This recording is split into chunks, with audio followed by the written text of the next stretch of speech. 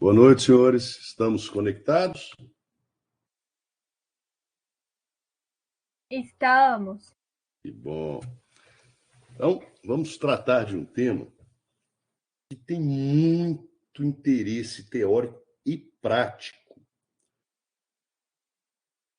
Neymar fez gol? Está tendo jogo da seleção brasileira? Hein, Kaique?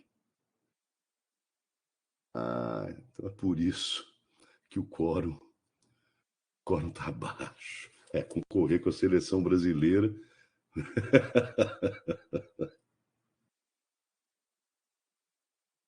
Mas vamos lá.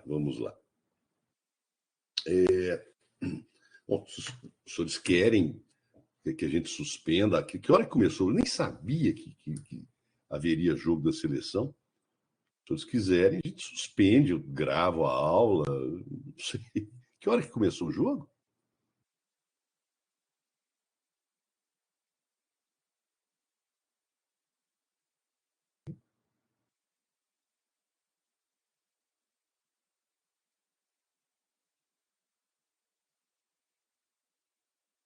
Professor, não sei que horas, mas a Jéssica tá digitando. Eu nem sabia que teria jogo. Eu também não sei que horas que começou, não. Depois a gente assiste a Tem tempo que eu não acompanho seleção brasileira. Meu pai disse que começou 8h30. Então vamos lá. Senhores, esse tema eu vou tentar terminar um pouquinho mais cedo. Mas bem que é um tema tão legal. A venda com reserva de domínio regulada nos artigos 523, não, na verdade 521 a 528, muito embora alguns autores consignem, por exemplo, Venosa, que a venda com reserva de domínio não seria mais utilizada porque a promessa de compra e venda substitui. Não é bem assim.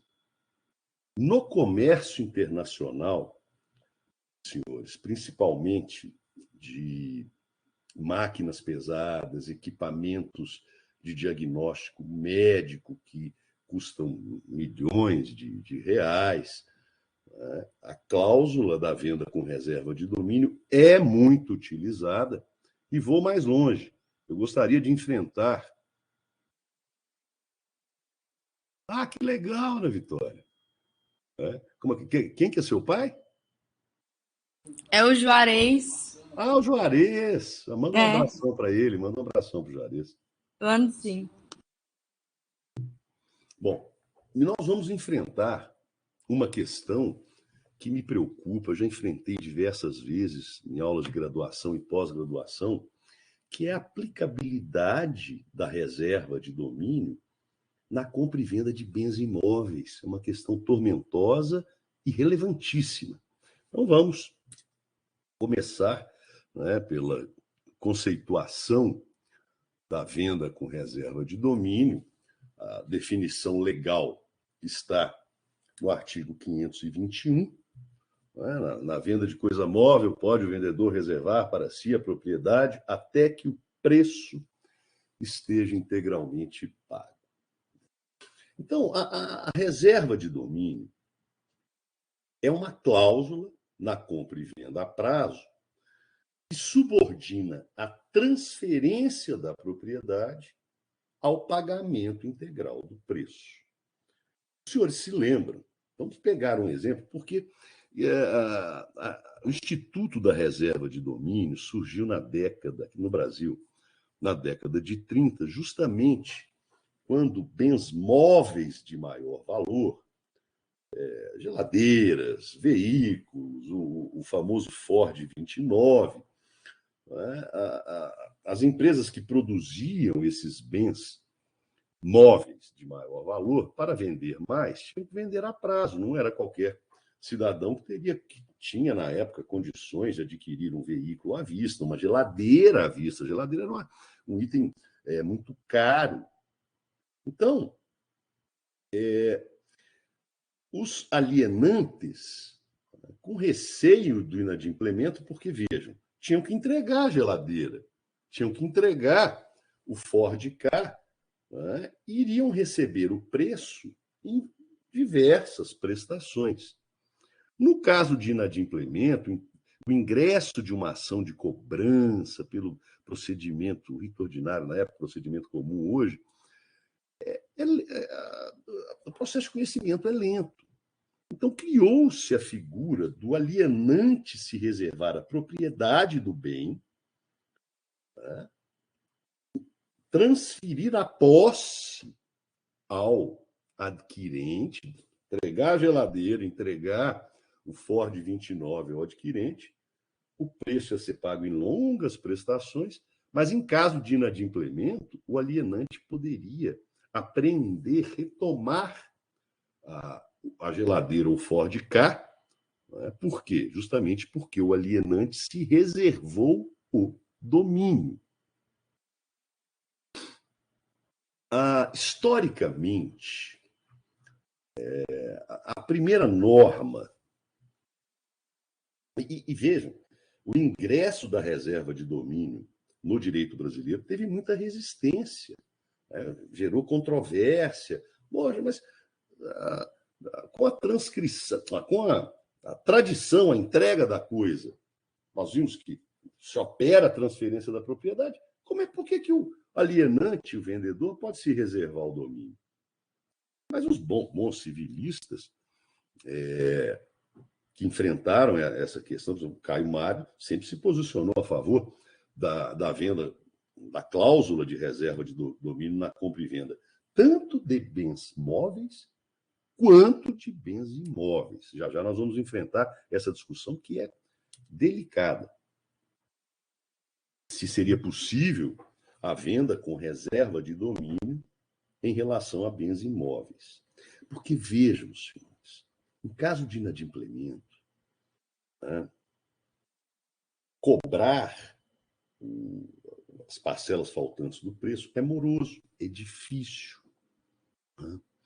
Agora, recuperando a posse do bem, seja ele móvel ou imóvel, isso dá mais segurança para o alienante.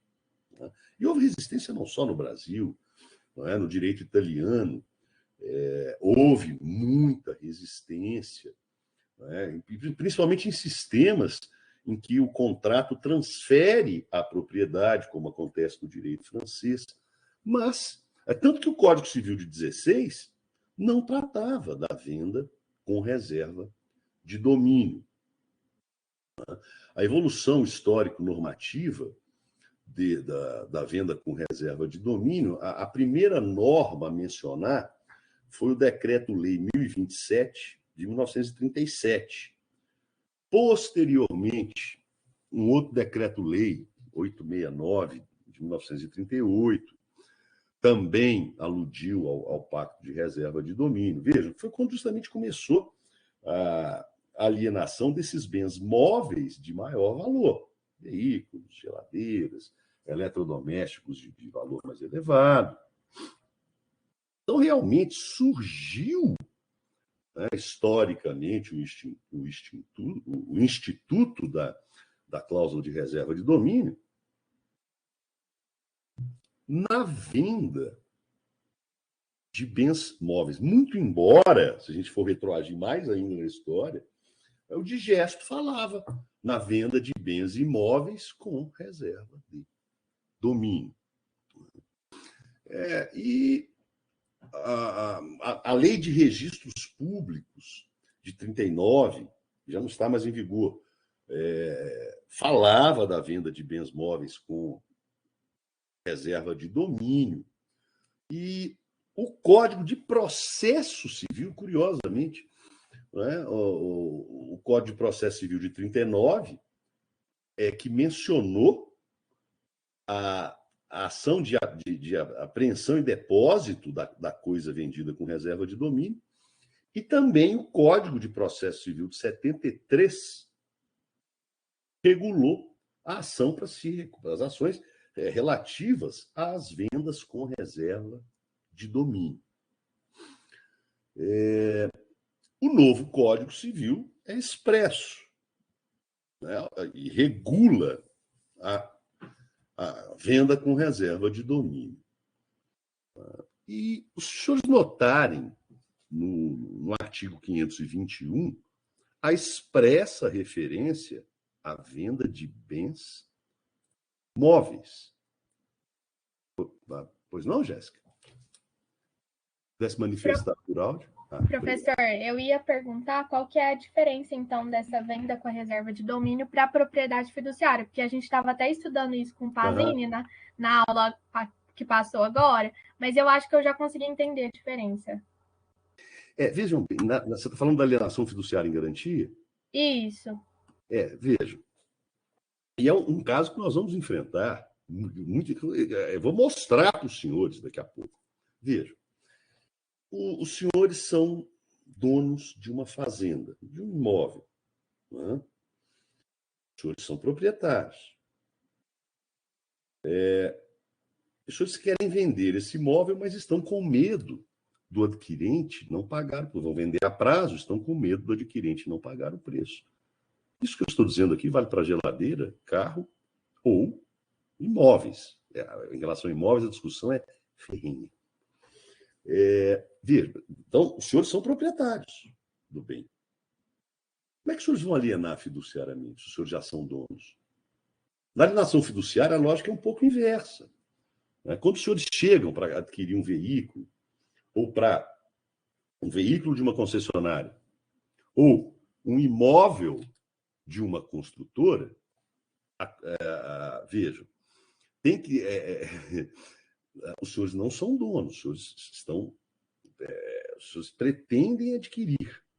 Então, quando os senhores contratam, o bem é da concessionária de veículos, ou o bem é da construtora. Quando os senhores pegam financiamento bancário, aí entra um terceiro, que é a instituição financeira. Né? Os senhores alienam fiduciariamente, os senhores pegam um empréstimo, vão se tornar donos se pagarem o preço para a instituição financeira. Agora, vejam, os senhores são donos de uma fazenda, de um imóvel, de uma geladeira, né? Querem vender a prazo diretamente para um outro particular. Se os senhores já são donos do imóvel, né, o que os senhores podem fazer é se reservar o domínio. Não precisa de ter uma instituição financeira no meio da transação. Né? Então, os senhores querem vender uma fazenda diretamente para um outro particular. Não querem que instituição financeira participe da relação. Vocês querem vender a prazo. Vão vender uma fazenda aí, né, com pagamentos em 2, 3 anos, é a praxe do mercado. Mas não querem banco no meio. Né? Então, como é que os senhores vão alienar fiduciariamente o imóvel para os senhores mesmos? Os senhores já são donos. A forma de os senhores terem mais segurança negocial é se reservando o domínio. Vejam, é possível a alienação fiduciária em garantia entre particulares, com o advento do novo Código Civil. Mas, nesses exemplos que eu tratei aqui, o vendedor quer vender diretamente o bem para o comprador, o adquirente, e quer, por segurança, porque vai vender a prazo, se reservar o domínio. Se os senhores são donos de um carro e vão vendê-lo a prestações, uma concessionária de veículos pode fazer isso perfeitamente. Né? A concessionária pode se reservar o domínio, vender o carro em 12 prestações, não querem banco nessa transação, a concessionária se reserva o domínio, é menos frequente do que a alienação fiduciária. Concordo que a alienação fiduciária e o leasing são muito mais utilizados nas transações internas. Né? Mas pode acontecer que uma concessionária venda é bem mais raro. Uma concessionária pode vender um veículo e se reservar o domínio. Então, na alienação fiduciária, a lógica é um pouquinho diferente. Né? Quando os senhores vão comprar um carro na concessionária, os senhores compram da concessionária por 1/1000 de... Os senhores vão financiar a totalidade ou a parte do preço como instituição financeira. Por um átimo de segundo, os senhores se tornam donos do veículo e os senhores alienam o veículo à instituição financeira. Aí a instituição financeira se torna proprietária na alienação fiduciária. Aí, senhores, aí os senhores ficam na posse do carro. Se os senhores pagarem integralmente o mútuo contraído junto à instituição financeira, os senhores vão adquirir a propriedade. Mas são institutos diferentes. Eu consegui responder seu questionamento? Respondeu sim, professor. E vejam, como eu dizia aqui, no comércio internacional de máquinas pesadas, equipamentos de diagnóstico médico, a venda com reserva de domínio é muito utilizada. Eu vou até passar um caso que eu tive, caso interessante, a Clínica do Coração. É a empresa de Tuiutaba do Correio em São Paulo. Vou anotar aqui, caso da Clínica do Coração, que era justamente um equipamento médico caríssimo, né? Que ia ser pago a prazo, a vendedora, salvo engano, era Philips ou a GE. Eu vou passar esse caso aos senhores. Se reservou o domínio, quase que ia apreender a máquina, esse equipamento caríssimo de diagnósticos médicos, só que a máquina veio com defeito. Então, foi um caso muito interessante. Então, o caso da Clínica do Coração. Envolve aí uma venda, uma compra e venda internacional com reserva de domínio para o vendedor, o exportador americano. O comprador era uma clínica aqui, salvo engano, da cidade de Tuiutaba. Foi um caso muito legal. Mas são institutos diferentes. Então, curiosamente, eu dizia, o Código de Processo Civil de 39 regulava os aspectos processuais das ações relativas às vendas com reserva de domínio. O Código de Processo Civil de 73 também, nos artigos 1070 e seguintes. E, curiosamente, o Código de Processo Civil de 2015 não regulou, né, as ações relacionadas à venda com reserva de domínio. Nós vamos enfrentar, vamos ver quais seriam essas ações, já que o Código de Processo Civil de 2015 não regulou o tema, diferentemente do que acontecia no Código de Processo Civil de 1939 e no Código Civil de 1973. Mas antes. Então, em síntese, senhores, na venda com reserva de domínio, o alienante, o vendedor, se reserva o domínio numa venda a prazo até que o preço seja integralmente pago. Pago o preço, o adquirente, o domínio, a propriedade é transferida ao comprador, ao adquirente. Ana Vitória, como, Ana Vitória? É comum registrar? Ou o registro, principalmente, seja bens móveis ou imóveis, gera oponibilidade a terceiros. Seria esse seu questionamento, Ana Vitória? Se puder formular o questionamento por áudio, Oi, professor, perdão, eu acabei, quando você leu a pergunta, eu estava fazendo um favor para minha mãe. Mas a pergunta é porque eu tinha lido o artigo seguinte, o 522, e aí ele falou que, ele fala, né, que para valer contra terceiros precisa do registro. Aí a minha pergunta seria mais no sentido de se é comum as pessoas registrarem ou não. Acho que não, né? Veja bem, comum depende. Em contratos internacionais, esses contratos, sim, são registrados. Que custa, não é? Para as concessionárias, os poucos contratos que eu já vi serem realizados na venda de veículos, olha, tem que registrar. concessionária, mas custa X e tal. Gente, embute o custo, são 100, 200 reais, registra, porque isso gera oponibilidade a terceiros. E o ideal na venda de veículos é não apenas registrar, mas o fundamental também é que conste no documento de transferência, né, de alienação do veículo nos órgãos de trânsito. Então, é interessante que além do registro, conste no órgão de trânsito, porque senão, veja, a concessionária Fiat, por exemplo, vendeu um veículo. O contrato que foi feito, particular, está lá, uma cópia na concessionária, outra cópia com o particular adquirente, não é? Assegura a concessionária a recuperação da posse do veículo. Mas se a reserva de domínio não consta, nem não é levada a registro, como exige o artigo 522, e não consta no documento do veículo, e o particular revende para um terceiro, o terceiro comprou de boa fé. Então, para a oponibilidade a terceiros, o registro é fundamental. Agora, eu vou passar também modelos de contratos que eu fiz para a concessionária Fiat, no caso da Clínica do Coração, alguns contratos de venda, contratos da Coringa, veículos, contratos, reserva.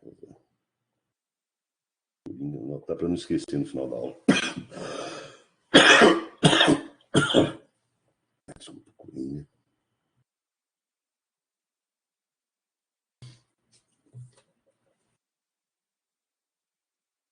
Bom, mas todos compreenderam que na venda com reserva de domínio, o alienante se reserva, conserva, na verdade.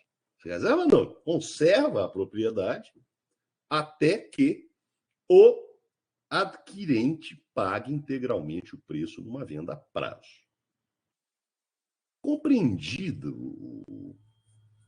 o conceito da venda com reserva de domínio, vamos problematizar um pouquinho.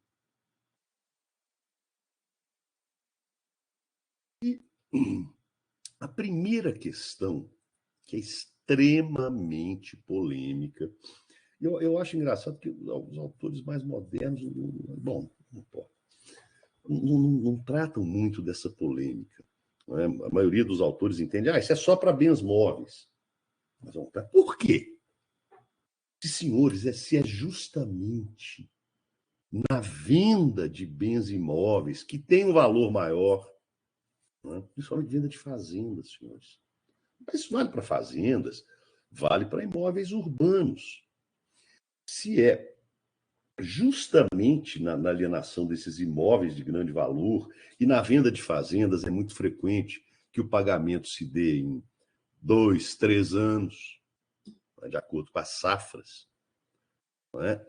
E notem, se o vendedor não se reserva o domínio, tirar o comprador da posse da fazenda é difícil. Eu conheço casos, aliás, eu vou contar um caso que os senhores vão ficar chocados. Eu advogava para um certo, prestei alguns serviços numa briga que esse fazendeiro teve com a Bung, mas era a relação de cédula de produto rural, variação de dólar, uma lide bonita. Mas depois eu até parei de advogar para esse cliente, por quê? Ele ficou milionário fazendo o seguinte, pasme, ele comprava fazendas, né, pagava lá uma parte pequena do preço, dava um sinal lá de 20%, pagava a primeira parcela e depois parava de pagar. Aí, o vendedor da fazenda, né, entrava com uma ação resolutória do contrato por inadimplemento. E durava anos. E durante esses vários anos estava lá esse, vou chamar, cliente não ético, né? O cliente picareta, plantando, ganhando dinheiro, esperando o curso letárgico da ação de conhecimento, enriquecia. Aí depois ele arrumava um outro comprador, a fazenda já tinha valorizado muito, né? Pegava o dinheiro e chegava para o alienante primeiro. Olha, então vamos supor que ele tenha comprado a fazenda por 10 milhões, pagou 2, 3 milhões. Ficou 5 anos na posse, produzindo, plantando, sabe-se lá o quê? Ou, não sei o que ele plantava.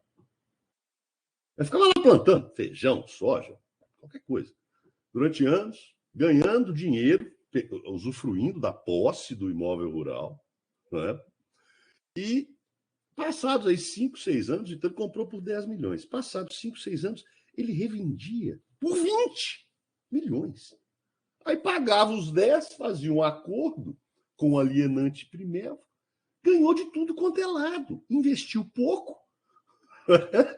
se pagou plantando, né? Quer dizer, ganhou muito dinheiro plantando, e além disso, pagou o preço faltante quando revendeu, ainda com lucro de 100%. Eu falei, isso não é muito ético. Né? E o interessante é que esse cliente, vamos chamar aí picaretão, ele sabia que o Superior Tribunal de Justiça tem um entendimento, porque o que é mais usual, né, na alienação de imóveis, sejam imóveis urbanos, sejam imóveis rurais? É a prática do compromisso particular, promessa de compra e venda, né? E que dá segurança? Mais ou menos. Né? Então, faça lá uma promessa de compra e venda, um contrato preliminar de compromisso de compra e venda. E nessa promessa, nesse contrato preliminar, foi estabelecido que o preço seria de 10 milhões de reais, tinha que pagar 2 milhões de entrada, 1 milhão no primeiro ano e tantos milhões no segundo, terceiro, etc. O que acontece? O Superior Tribunal de Justiça entende. Aí, havendo inadimplemento pelo promitente comprador, promissário comprador, tanto faz. O Superior Tribunal de Justiça entende que só após a resolução da promessa de compra e venda é que o alienante pode retomar a posse. Ou seja, só depois de um moroso processo de conhecimento, do trânsito em julgado da decisão que resolveu a promessa de compra e venda, só aí, depois de 10 anos, é que o vendedor, o alienante, vai poder retomar desculpa, a posse da fazenda. Hoje é que eu consegui realmente organizar todos os livros, mas poeira isso me irritou. A mudança é terrível. Mas vamos lá, vamos prosseguir. Esse tema é muito legal. Então,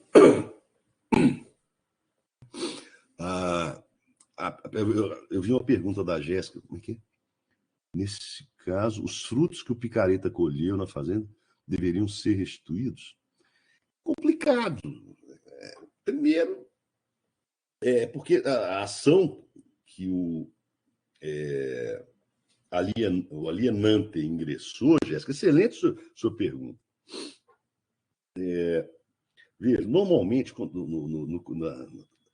no contrato de promessa de compra e venda, a posse, já há o adquirente, nesse exemplo picareta, como você colocou aqui no bate-papo, ele é emitido na posse logo após o pagamento da primeira parcela. Aí lá ele vai plantar. E ele que plantou, os frutos do que ele plantou, investiu, vão ser do picareta. Né? Então, essa sua ideia realmente é uma picaretagem, mas o picareta promissário comprador que plantou, ele vai ficar colhendo os frutos da plantação por anos e anos e anos. Vejam, é uma picaretagem, não é? Mas não é? Muitas pessoas fazem isso, às vezes de má fé. No caso desse meu cliente, como ele fazia isso reiteradamente, eu falei, isso está de boa fé.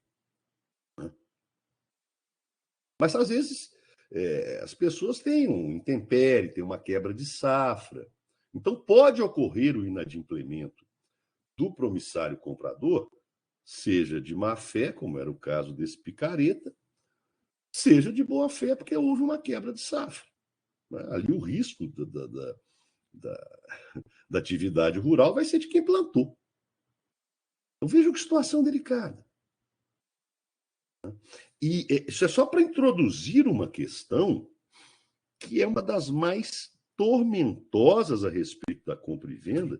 E hoje, no final do nosso encontro, eu já pretendo passar algumas questões para que os senhores respondam, um trabalhinho também, para que os senhores respondam e me entreguem na próxima quarta-feira, que, creio eu, é o nosso último dia de aula. Procede? Hein, senhores? Quarta é a nossa última aula. Professor, na quinta. A quinta, nossa aula é terça e quinta. É tudo aula, segunda, terça, quarta, quinta, tem hora que eu confundo. Então já vou passar hoje para vocês terem tempo de fazer esse último trabalho.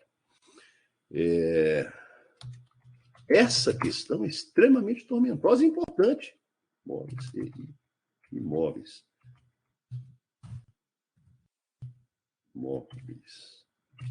Vamos enfrentá-la. A questão é, em relação a bens móveis, é tranquilo. Que é aplicável ao pacto de reserva de domínio. A questão que se coloca é possível a venda de um bem imóvel com reserva de domínio? Então, vamos enfrentar, e depois eu vou citar vários casos que eu tive, e dizer como que isso é complexo e importante, principalmente em grandes transações de imóveis rurais. Vamos lá. Essa questão é bacana, da tesão científica. Desculpe o termo, me empolguei aqui. Mas vamos lá. Então, eu devo reconhecer que a opinião mais frequente dos civilistas é que a reserva de domínio não se aplica a bens imóveis. Posso citar o desembargador Carlos Roberto Gonçalves, autores que os senhores conhecem, mas posso citar o Pablo Stouze e o Rodolfo Pamplona. Mas peço vênia para discordar da corrente doutrinária majoritária. Veja, quais são, e eu vou tentar sintetizar, quais são as objeções apresentadas por esses doutrinadores? Posso citar também Orlando Gomes, um clássico. Também peço vênia para discordar do quase Papa. Mas a meu favor, ou a favor da minha conjetura da aplicabilidade da venda, da cláusula de reserva de domínio a bens móveis, eu invoco o Papa Caio Mário. Então, eu apoio a corrente minoritária, mas eu estou na companhia do Caio Mário. Vamos lá. Quais são os argumentos, portanto, que esses doutrinadores opõem à aplicabilidade da reserva de domínio a bens imóveis? Primeiro, que seria inútil porque o vendedor pode ficar com a garantia hipotecária. Vou rebater, então, essa primeira objeção da inutilidade. Primeiro, pelo seguinte: o que está em discussão aqui é saber se é possível e não se é conveniente. E uma segunda crítica que eu faço. A garantia hipotecária ela é muito inferior à reserva de domínio. Vou me explicar. Alguém vende um imóvel, por exemplo, uma fazenda, um vasto galpão industrial. O alienante vende a prazo e fica com a garantia hipotecária. Há uma hipoteca garantindo que o adquirente vai pagar. É uma garantia real.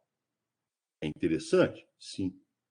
Mas, senhores, a venda com a reserva da propriedade é muito mais efetiva, tanto em termos de direito material quanto de direito processual.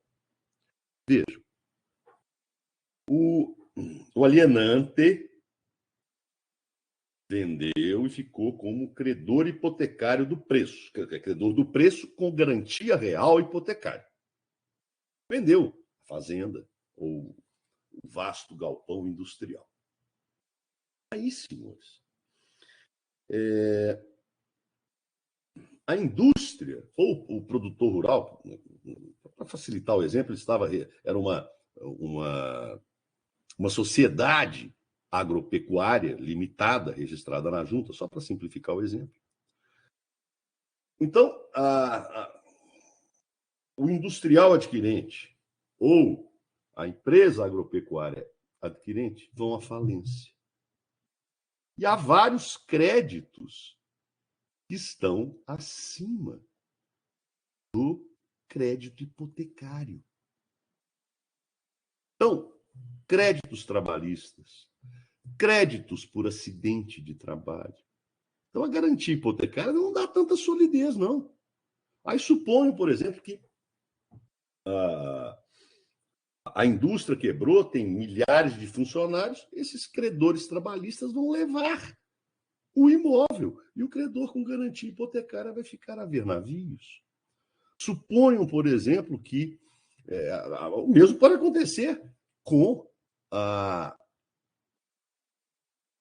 o mesmo pode acontecer com o imóvel rural. Não é? A empresa agropecuária adquirente quebra, tem lá um passivo tributário gigante, ainda teve um acidente de trabalho, morreu um trabalhador rural, a família conseguiu uma indenização acidentária, né, de 2 milhões de reais. Esses credores é que vão ficar com a fazenda. O alienante vai ficar a ver navios. Compreenderam que a garantia hipotecária ela é mais fraca do que a reserva do domínio? Porque, vejam, se nessas mesmas hipóteses, o alienante tivesse reservado o domínio, esses imóveis não poderiam ser penhorados pelos credores trabalhistas, acidentários, tributários, etc. Então,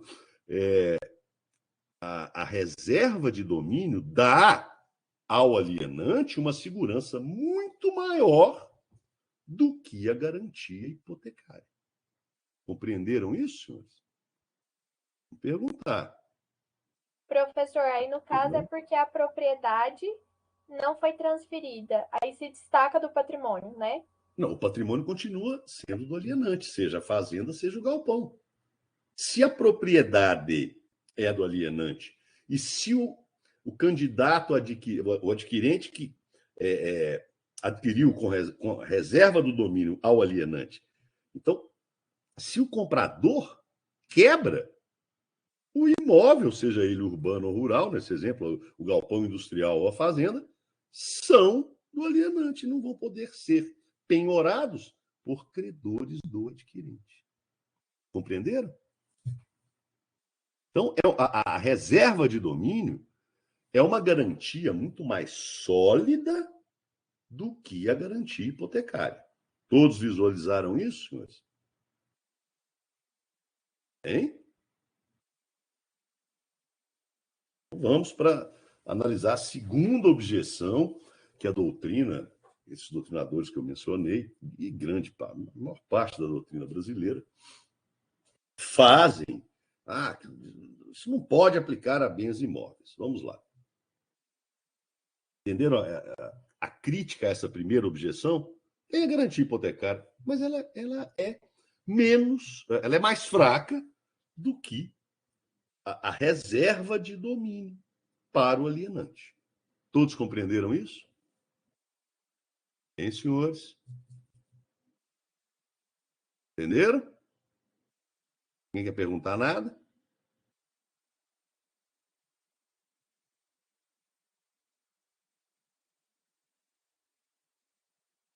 Bom, é só o seguinte, Ana.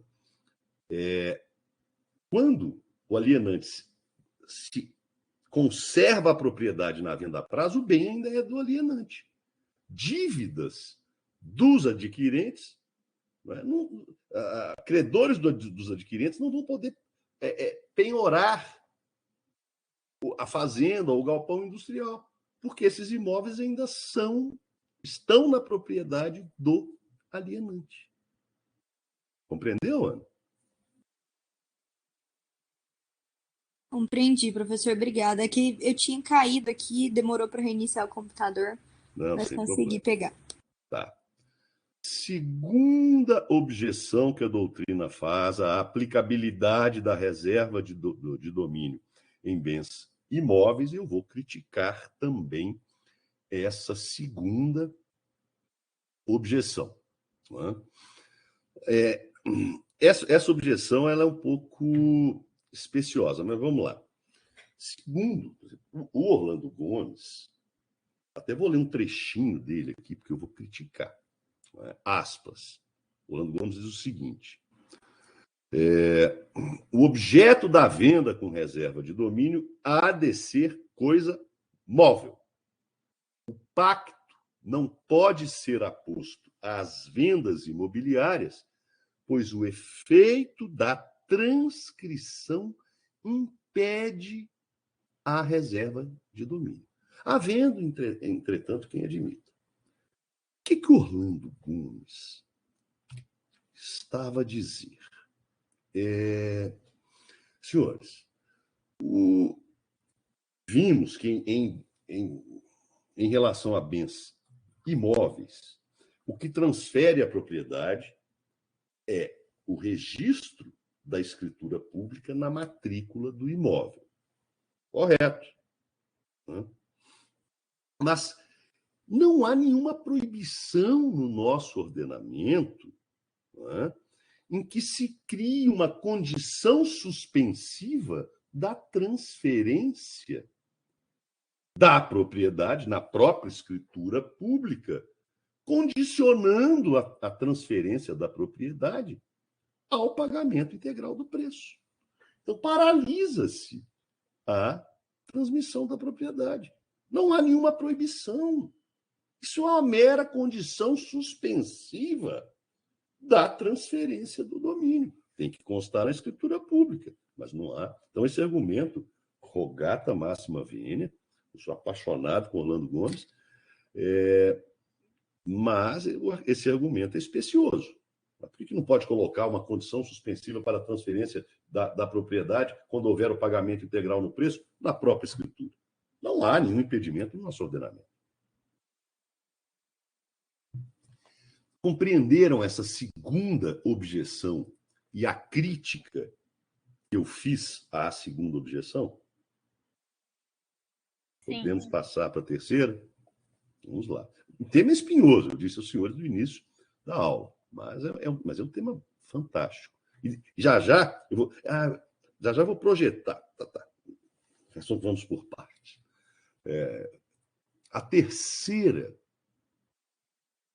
objeção, a meu ver, é a que mais seduz, mas é a cientificamente mais pobre. Essa terceira objeção fala, o Código de Processo Civil, fosse o de 39, fosse o Código de 73, e agora o artigo 521, só mencionam a cláusula de reserva de domínio em relação a bens móveis.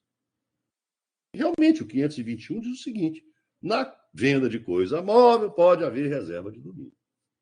Tá? E alguns autores dizem o seguinte: isso significa que está proibido nas vendas de imóveis. espera lá. Peço vênias porque em direito privado, o que não é proibido presume-se permitido. Só porque o código menciona apenas bens móveis, isso não significa juridicamente que a reserva de domínio é vedada em relação a bens imóveis. Esse, para mim, é o mais pobre, é a objeção mais pobre que a doutrina opõe à venda com reserva de domínio de bens imóveis.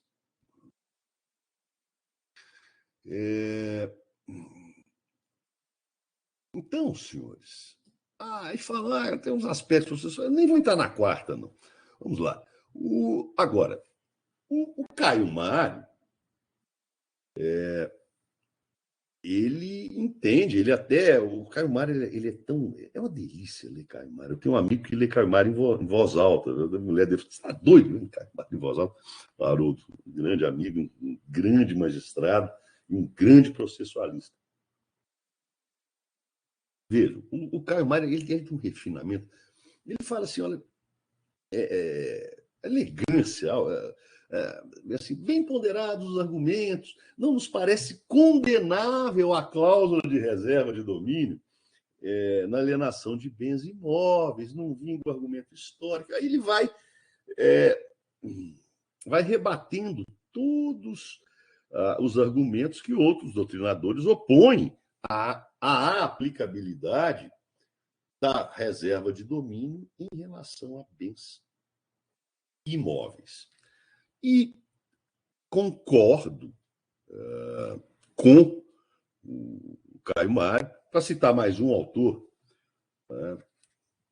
que entende possível a reserva de domínio na alienação de bens imóveis, eu vou citar o Venosa. Agora, só que o Venosa fala uma coisa estranha. Em tese não há obstáculo, mas o compromisso de compra e venda substitui com vantagens. Não. Se eu fosse dono de uma fazenda ou de um imóvel urbano caro, tivesse que vender a prazo, eu iria me reservar o domínio. Por quê? Se o adquirente não paga, eu vou tirar ele lá do apartamento, do galpão industrial, do imóvel urbano, e vou tirar também o promissário comprador, que não é promissário comprador, na verdade. Né? Eu vou tirar o comprador que não pagou da fazenda, para ele não ficar lá 10 anos plantando e depois revender pelo dobro do preço, eu vou tirá-lo da fazenda. Então, a meu ver, a meu modesto sentir, a reserva de domínio ela é não apenas aplicável à venda de bens imóveis, como recomendável. Mas aí, senhores, primeiramente eu vou mostrar uma nota devolutiva. Eu fiz um contrato, há um bom tempo aqui em Uberlândia, em que a dona de um imóvel urbano grande iria vender para uma pessoa que ia montar uma faculdade, era um imóvel de valor muito alto, e ela falou, mas se não me pagar, vou vender a prazo, eu fico com medo. Falou, então você reserva o domínio. Se houver inadimplemento, você tira a faculdade lá do seu imóvel. E fiz a minuta. O adquirente concordou, só que como é negócio jurídico envolvendo bem imóvel, tem que ser feito por escritura pública. Fizemos a escritura pública. Na hora de registrar a escritura pública na matrícula do imóvel, o cartório veio com essa nota devolutiva aqui, que eu já está até aberta para eu projetar. Para nós discutirmos, está aqui, ó. Aqui, tá. Só que está numa tela que vocês não veem. Aqui. Vamos lá. Essa nota devolutiva. Então, as partes fizeram um contrato particular, fizeram a escritura pública, o tabelião, vamos dizer, o tabelião que fez a escritura concordava com a corrente minoritária, que é a mais certa, na hora de registrar o cartório de registro de imóveis de Uberlândia. Quando que foi isso? Deixa eu só ver quando que foi. Vai ter que ter data. Ué, isso sem data. Não, então tem data aqui. Isso foi em 2009.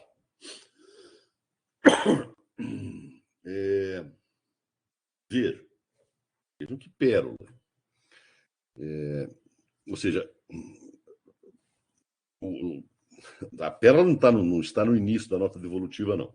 Só o pacto com reserva de domínio, consoante o artigo 521, aplica-se apenas à venda de coisa móvel. Já rebatemos esse argumento. Né? Tendo, pois, inadequado, aí fala, reformular os instrumentos apresentados. Então, era uma senhora, em particular, vendendo para essa Salgado de Oliveira Construções. E também, por segurança, queria que isso fosse marginado na matrícula do imóvel. Aí, senhores,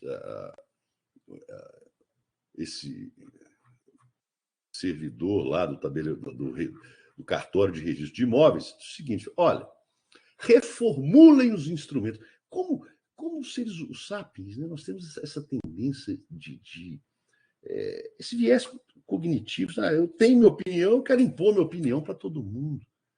Isso é tudo menos científico. O sapiens gosta de impor opiniões, de ter sempre razão. Mas não vou filosofar tanto. Agora, vejam o que ele recomendou. E isso, a meu ver, aqui foi teratológico, monstruoso. Sugere-se a adoção da alienação fiduciária. Instituto que produziria o equivalente. Mas como? O imóvel era da senhora. Ela já era dona. Ela ia alienar fiduciariamente só se tivesse um banco. Não tinha banco. Né? Então, a alienante era a dona. O que ela poderia fazer com o adquirente, outro particular, era se reservar o domínio. Aí eu tinha duas alternativas. Eu vou fazer uma suscitação de dúvida, isso vai para o diretor do foro, vou explicar para ele que a corrente majoritária está errada, a corrente minoritária que está certa, manda registrar a venda do imóvel com reserva de domínio na matrícula. Isso ia demorar meses. Nós acabamos... Aí, o que eu acabei desenvolvendo? E isso acontece...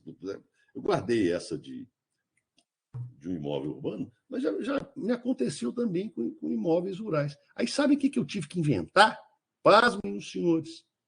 Eu fiz um contrato, isso eu vou até projetar, eu vou mandar também para os senhores. Eu fiz um contrato de venda de fazendas com reserva de domínio, só que disfarçado de outro contrato. Porque aí os cartórios de registro de imóveis permitiam o registro. Vejam que coisa! Que era mais rápido do que eu ir suscitar dúvida para o diretor do foro, saber se a posição dele qual era, isso acabar virando um litígio judicial. Não é? Então, o que eu acabei bolando? Eu me lembro, certa feita, eu estava lecionando na pós-graduação e um aluno, era um advogado já, mais velho, bem mais velho do que eu, na época, disse, ele ficou encantado. Como me passa esse modelo? Você resolveu todos os meus problemas, porque eu assessoro muitos clientes que vendem, compram fazendas. Isso aí é uma maravilha, o que você bolou, esse seu disfarce. Vejam que loucura. Eu entendo que é perfeitamente possível que o vendedor de um imóvel se reserve o domínio na venda a prazo. E as fazendas, normalmente, os prazos são dilargados, 3, 4 anos, para o pagamento do preço. Mas eu tive que disfarçar para não gerar um litígio, uma suscitação de dúvida que vai para o diretor do foro, que pode ter adotado a doutrina corrente majoritária, que, a meu ver, é equivocada. Aí o que eu bolei? Vejam uma compra e venda. Eu vou passar no e-mail do senhor. Eu vou até projetar aqui. Só um minuto. Eu acho que já está aqui, ó. Não. Venda, reserva de domínio, embargo de execução. Peraí. Tá. Aqui, ó. Eu coloquei, ó, contrato, reserva, domínio de imóveis, disfarce. Olha aqui, senhores. E foi justamente porque o meu cliente iria vender uma fazenda valiosa, né, e tinha esse receio. Combá, eu vendo a fazenda, pode querer tomar posse, não me paga, eu vou levar 10 anos para recuperar essa posse. Eu falei, essa é a realidade. O correto seria a venda com reserva de domínio. Só que você vai ter dificuldade com cartório de registro de imóveis. Eu acho que isso aqui foi até em Uberaba. Eu já fiz vários. Deixa eu ver se esse aqui foi. Uberaba.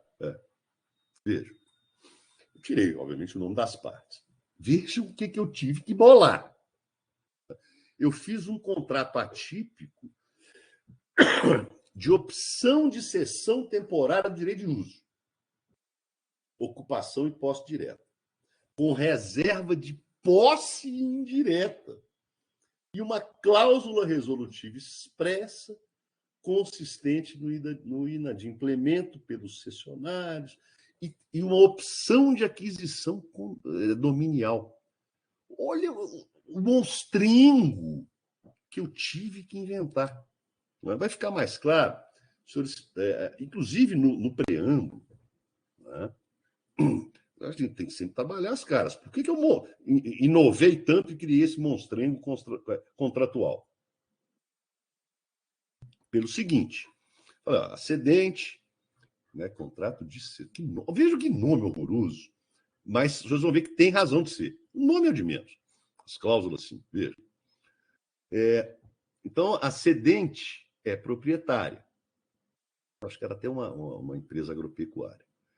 Com suas do imóvel rural, suas benfeitorias, explora a utilidade econômica, planta lá, cria boi, não lembro o que não conhecia, não vi lá na fazenda o que tinha, né?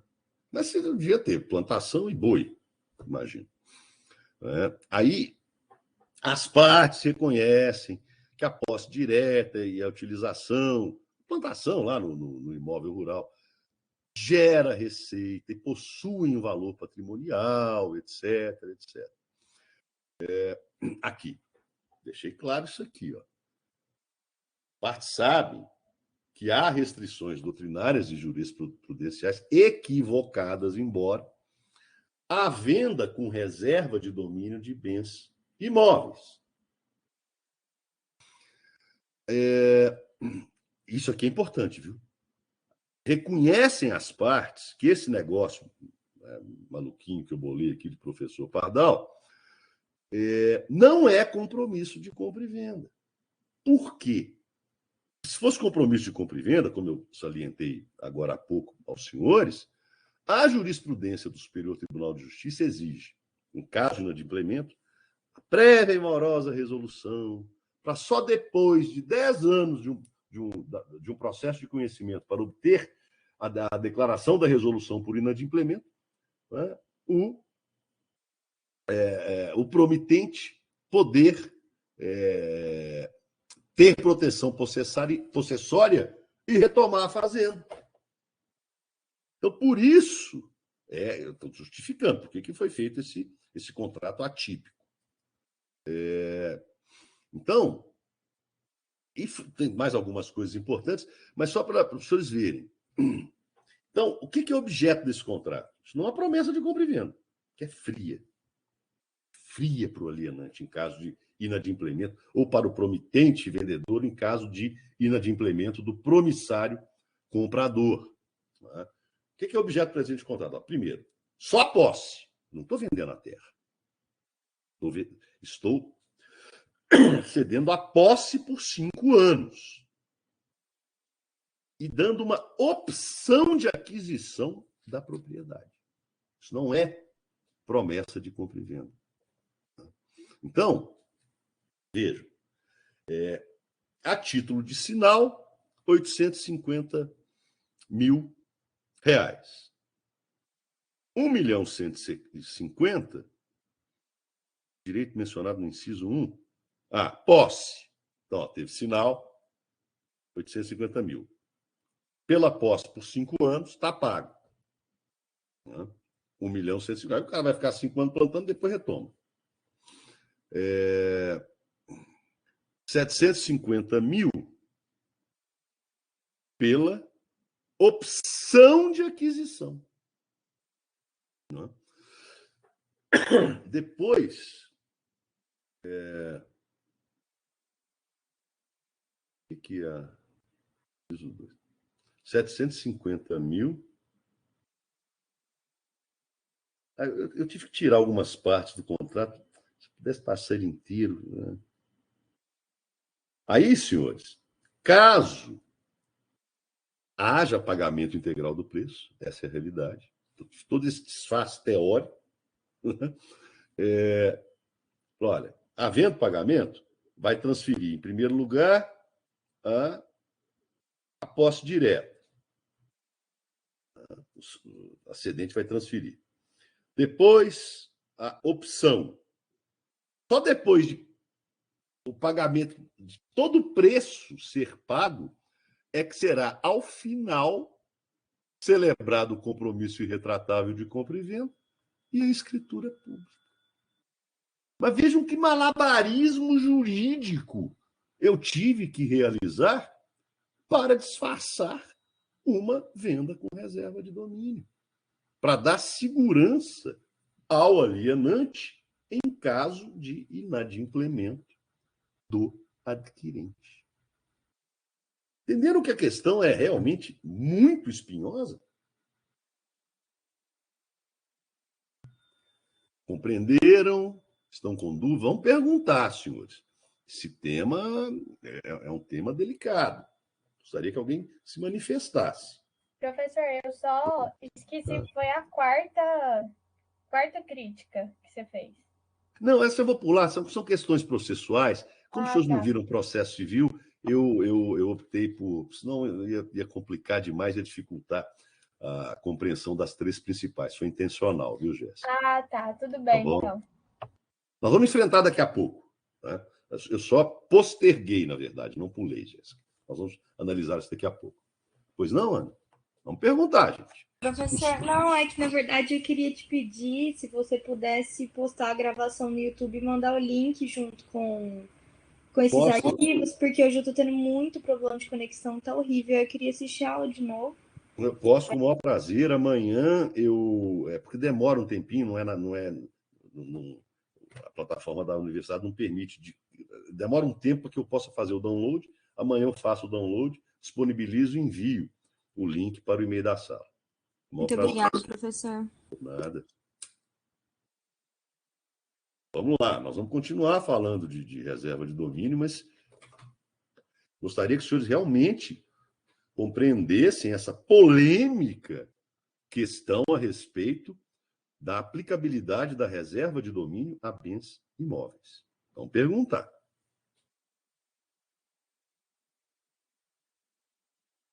E aí, gostaria agora de ouvi-los um pouco. Não é? Como eu sempre disse, naquela alegoria do Plutarco, os senhores não têm que fazer assim quando eu digo assim, fazer assim quando eu diga não, porque minha sombra faz isso muito melhor. Gostaria de ouvir a opinião.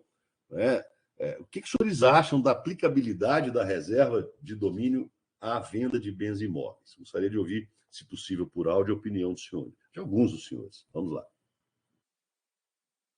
Professor, os argumentos que você deu foram muito bons, mas eu me atenho, acho que foi a terceira crítica que fala sobre não está escrito na lei, né? Porque na lei está expressamente escrito bens móveis. E aí eu fico com um pouco de ressalva de acreditar que possa ser permitido por conta disso. Você está muito bem acompanhada. Você está acompanhada de Orlando Gomes, de grandes civilistas. Né? Mas aí eu volto a criticar o posicionamento. Né? Em direito privado, o que não é proibido é permitido. Mas se tivesse escrito no artigo 521, na venda de coisa móvel, pode o vendedor se reservar a propriedade ou domínio. Isso é proibido em relação a bens imóveis. Aí não teria discussão. Né? Assim, eu concordo. Agora, sobre esse contrato, eu estou muito curiosa para ler ele, professor. Porque eu vou enviar, achei... esse eu já vou enviar agorinha, só a gente terminar a nossa sessão. Eu achei bem diferente mesmo. E genial até. Todo mundo que... Porque a gente discute com mais profundidade isso na pós-graduação. Quando eu passei isso para os meus alunos da pós, quem mexe com... esse advogado que mexia com venda de fazendas há mais de 40 anos, falou, como é que eu nunca tinha pensado nisso antes? Eu falei, olha, eu tinha que resolver a situação de alguns clientes. Bolei esse treco aí, passei para esse advogado, ele falou que foi o dia mais feliz da vida dele. Um dos dias mais felizes da vida dele. E eu vou encaminhar para o e-mail dos senhores, que ciência e conhecimento a gente tem que transmitir, porque senão embota. Mas foi interessante. Ou seja, os senhores notaram que nesse mostrengo contratual eu dei toda a segurança para o alienante? Só depois de todo o preço pago é que seria feita a promessa de compra e venda. Aí você vê que o adquirente é uma pessoa séria, porque se para o adquirente aceitar um contrato desse, é porque ele vai ter que pagar.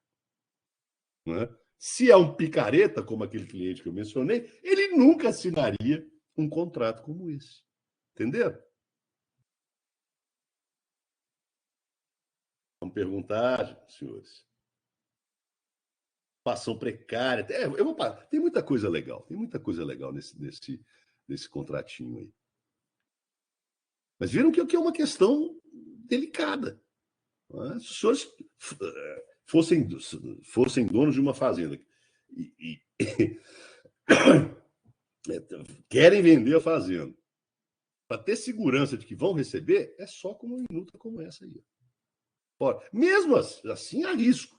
Mas aí, senhores, ação possessória, toma a posse da fazenda de volta e discutir na posse, plantando, morando na fazenda, é muito melhor do que discutir morrendo de raiva, fora da cerca da fazenda, vendo o picareta plantar e te enrolar. Concorda? Bom, acho que já deu o nosso horário. Nós vamos prosseguir com o estudo. Eu creio que no próximo encontro nós finalizamos a compra e venda. Os senhores têm mais alguma dúvida? Gostariam de mais algum comentário? Podemos encerrar? Hein, senhores? Certo. Então, foi um prazer revê-los e eu vou enviar o caso da Clínica do Coração, o contrato de veículos, esse que nós discutimos, e vou enviar também questões relacionadas à compra e venda para que os senhores façam o último trabalho e me entreguem na próxima quinta-feira. Professor, pode ser escrito trabalho digitado, né? Pode. Ah, sim, então tá. Só individual, professor? Ou em grupo? Dupla, trio? Não, vamos fazer individual. Individual, tá bom. Não vai ser Mas vai ser muito extenso, não, né? Não. Vai ser tranquilo. Vou cobrar alguns pontos. Posso até fazer uma pergunta a respeito desse tema, que é riquíssimo. Né? Aí eu vou postar a aula e mandar o link para os senhores, ajuda um pouco. Né? Tá bem. Obrigado a todos os senhores. Boa noite. O contrato é muito